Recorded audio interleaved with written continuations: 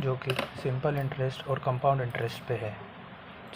जब भी आपको कोई 2 साल का डिफरेंस पता करना है सिंपल इंटरेस्ट और कंपाउंड इंटरेस्ट के बीच में, आप उसको एक बहुत इजी फार्मूले के थ्रू से पता कर सकते हैं, जो कि है P/R/100 का होल स्क्वायर इनटू अमाउंट, जो कि आपको गिवन रहेगा लेट से x। ये क्वेश्चन पिछले साल आईपी मेट के पेपर में पूछा गया था। आपको ये आना चाहिए। लेट से अपन एक एग्जांपल लेते हैं जहाँ आपको P दे रखा है 10,000, आपको R फाइंड करना है, आपको अमाउंट मतलब x जो कि दे रखा है 64। आप इसको बहुत इजीली फाइंड कर सकते हैं, जैसे 10,000 into R upon square upon 100 square is equals to 64। ये हो जाएगा 10,000 into R square upon 100 into 100 is equals to 64। ये सब कट जाएंगे और R स्क्वायर हो जाएगा 64। इसका मतलब R हो जाएगा ±8। तो अपने को जो पता है कि R कभी भी नेगेटिव नहीं हो सकता, रेट ऑफ इंटरेस्ट कभी भी नेगेटिव नहीं हो सकता, इसलिए अपना आंसर हो जाएगा R is equals to 8। Thank you. So today we gonna do our trick number 2, which is very important trick because you can use this trick at many of the topics like simple interest, compound interest, profit and loss, percentages, mixtures and allocations, and so many questions where you can use these tricks where two numbers have inverse relation between them. That is, if one number is increased by something, other has to be decreased by something. The trick is that when the sum number is increased by n upon d, the other has to be decreased by n upon n plus d. Or if one number is decreased by n upon n plus d, the other has to be increased by d. Let's take an example where distance is constant. So we know that if distance is constant, speed is inversely relation to with time. That is, when speed is more, the time is less, and when speed is less, the time is more. So if the question is like that, your speed is increased by 2/5, that is n by d. Your time how much by decreased, that is n upon n plus d, which is 2 upon 2 plus 5, that is 2/7.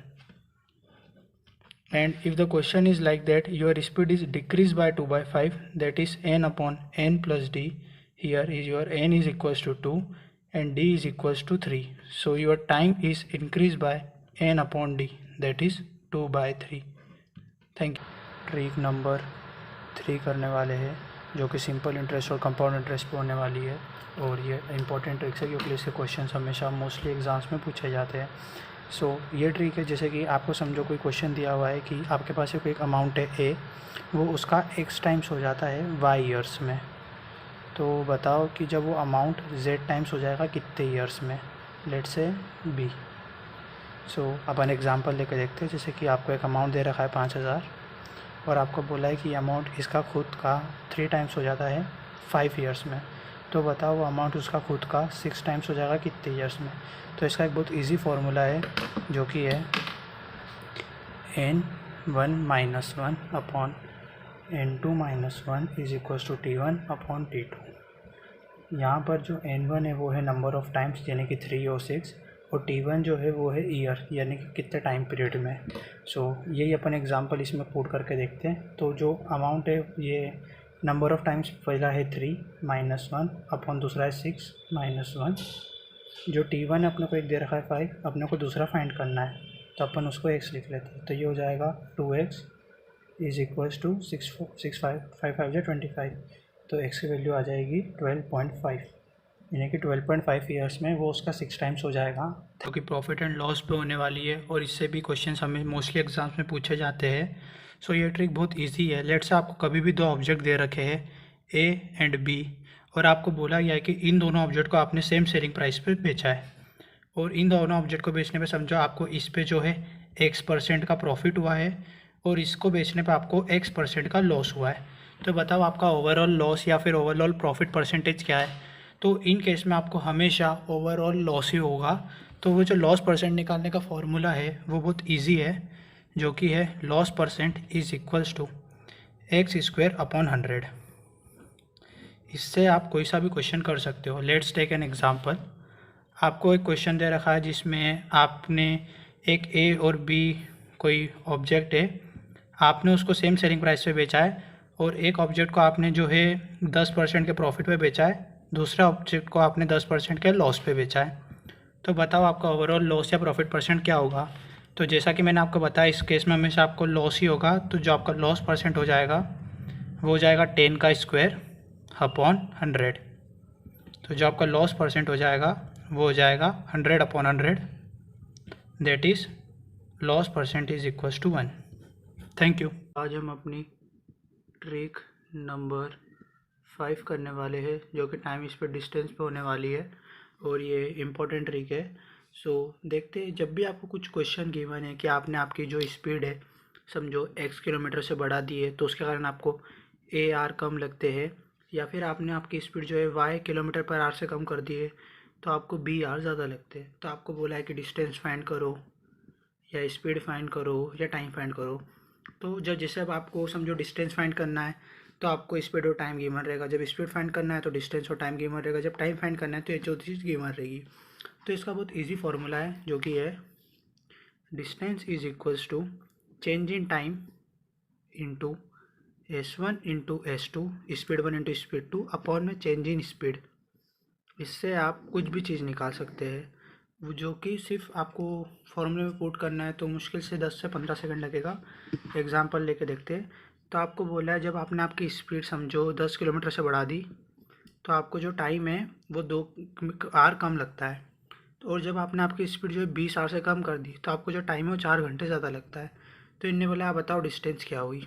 तो जैसे कि मैं आपको formula बताया, फार्मूले में value put करके देखते हैं। तो देखो, जैसे समझो आपको 10 बजे पहुँचना था, तो पहले आपको जब 2 आवर कम लगते थे, इसका मतलब पहले आप 8 बजे पहुँच जाते थे। अब आपको 4 आवर ज़्यादा लग रहा है, इसका मतलब आप 2 बजे पहुँच रहे हो, तो जो टाइम का बीच का गैप है वो है 6। तो यहाँ पर लिखेंगे D is equals to 6 into speed 1 मैंने आपको बताई है 10, स्पीड 2 है 20, चेंज इन स्पीड हैगी अपन देखो स्पीड किलोमीटर आवर में बस ये देखते हैं कि 10 थी पहले, अब 20 हो गई है, तो अपन सिर्फ इसके बीच का डिफरेंस देखेंगे जो कि है 10। तो इसको सॉल्व करेंगे, 10 से 10 कटा, 20 इंटू 6 हो जाएगा 120 किलोमीटर। तो जो डिस्टेंस है वो हो गई 120 किलोमीटर। Thank you.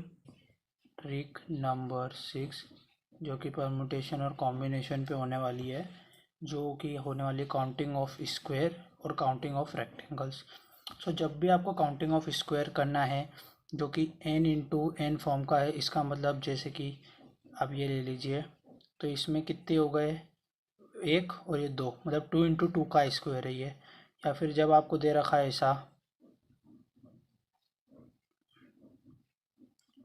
तो ये 3 इंटू 3 का स्क्वायर हो गया। तो जब आपको n इंटू एन का फॉर्म का स्क्वायर का सम पता करना है, तो वो तो आप इजी तरीके से पता कर सकते हैं, जो कि है 1 square plus 2 square plus 3 square that dash dash n square तक।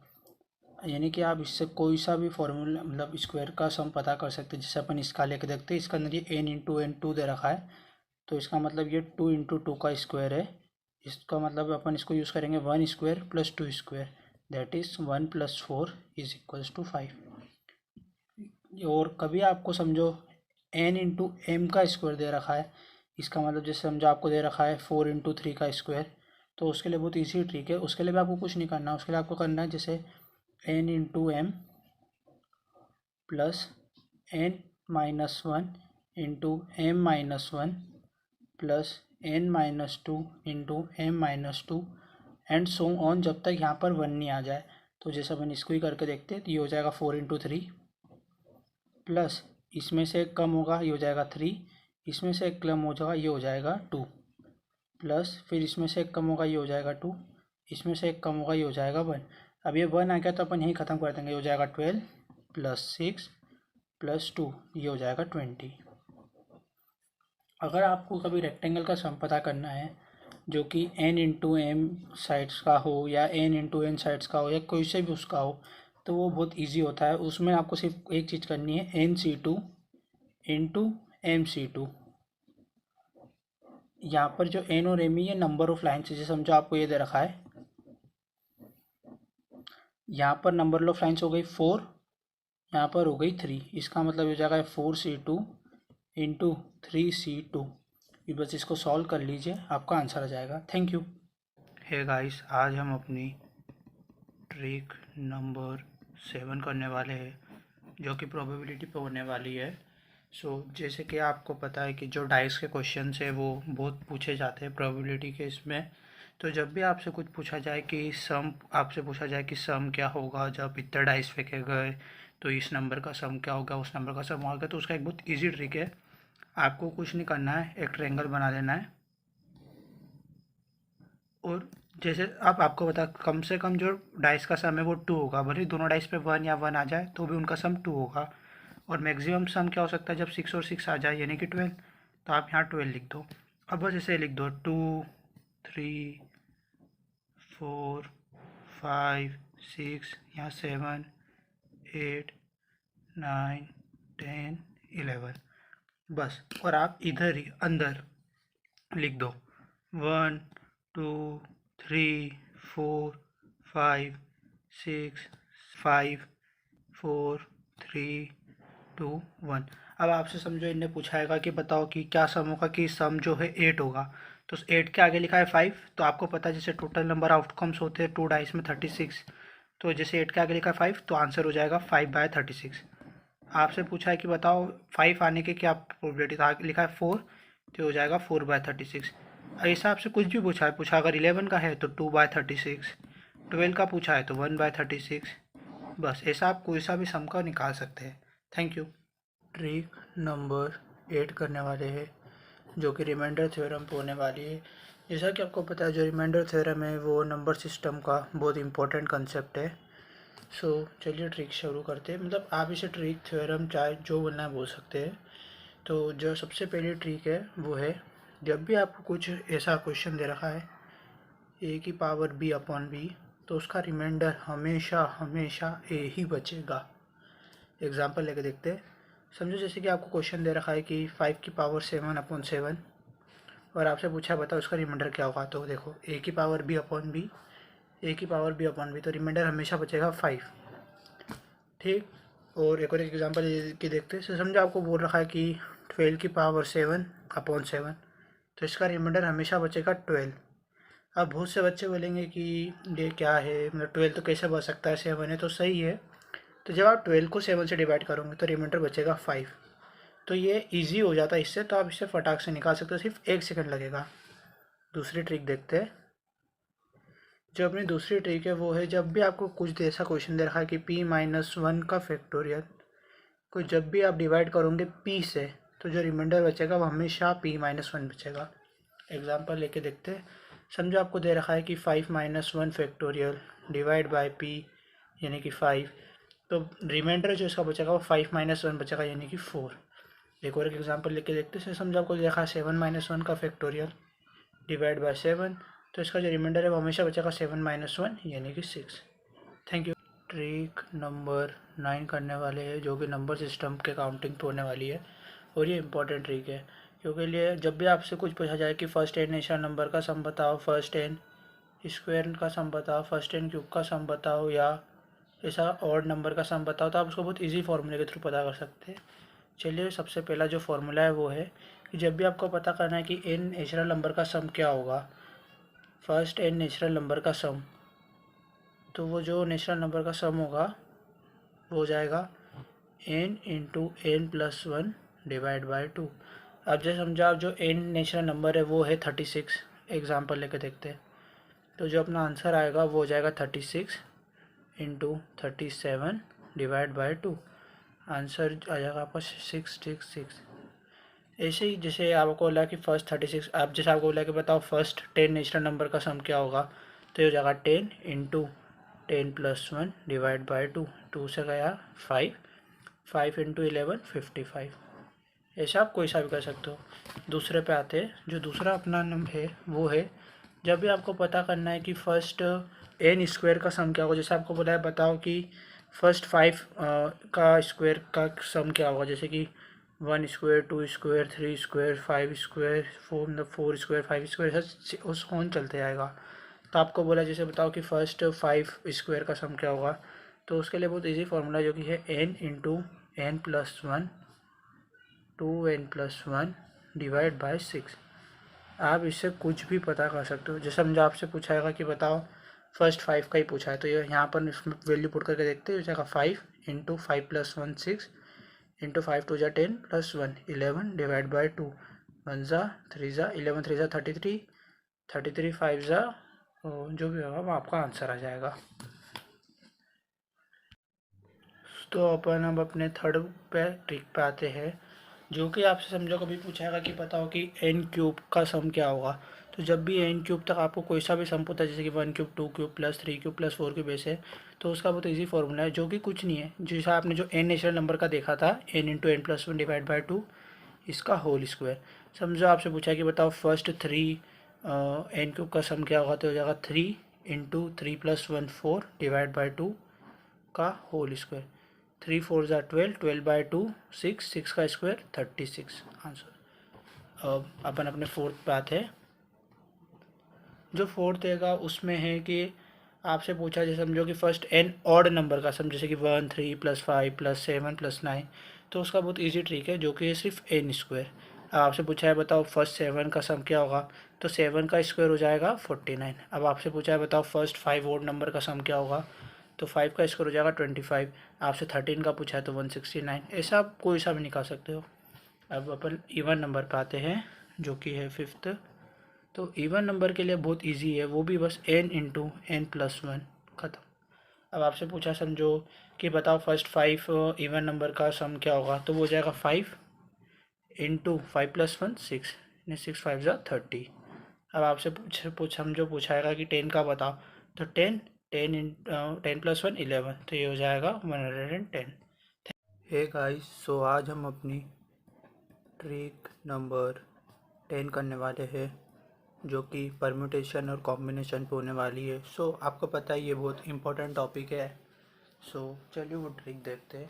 तो जो ट्रिक है वो ऐसी है, जब समझो जैसे आपके पास कुछ एक्स ऑब्जेक्ट्स है और आपको वो एक्स ऑब्जेक्ट जो है कुछ पीपल में डिवाइड करना है। अब वो पीपल कितने भी हो सकते हैं, लेट से समझो आपके पास 4 पीपल है। अब इसमें देखो 2 केस बन सकते हैं, या तो एक केस ऐसा बनेगा, हो सकता है आपने हर इंसान को कुछ ऑब्जेक्ट्स दिया हो, जैसे किसी को 1 दियो, किसी को 2 दियो, किसी को 3 दियो, ऐसे कुछ भी ऑब्जेक्ट देखे एक्स पार्ट है। दूसरा केस ऐसा बन सकता है, समझो आपने किसी एक को सारे दे दियो, या किसी 2 जने में बांट दियो, 3 जने में बांट दियो, 4 जने में बांट दियो। मतलब इसमें ऐसा हो सकता है कि किसी को कुछ भी ना मिले इसमें, लेकिन ऐसा रहेगा सबको कुछ मिलेगा। तो अपन इसको कह सकते हैं कि भाई ये पॉजिटिव सॉल्यूशन है। इसका मतलब नेचुरल नंबर का सॉल्यूशन है, मतलब कम से कम एक तो मिलेगा ही। और यहाँ पर अपन इसको बोलते हैं नॉन नेगेटिव सॉल्यूशन है, और या फिर अपन इसको बोल सकते हैं होल नंबर सॉल्यूशन, मतलब ज़ीरो भी मिल सकता है। ठीक है, तो चलो अपन ट्रिक देखते हैं। सो जब अपन पहली ट्रिक देखने वाले वो नेचुरल नंबर पे।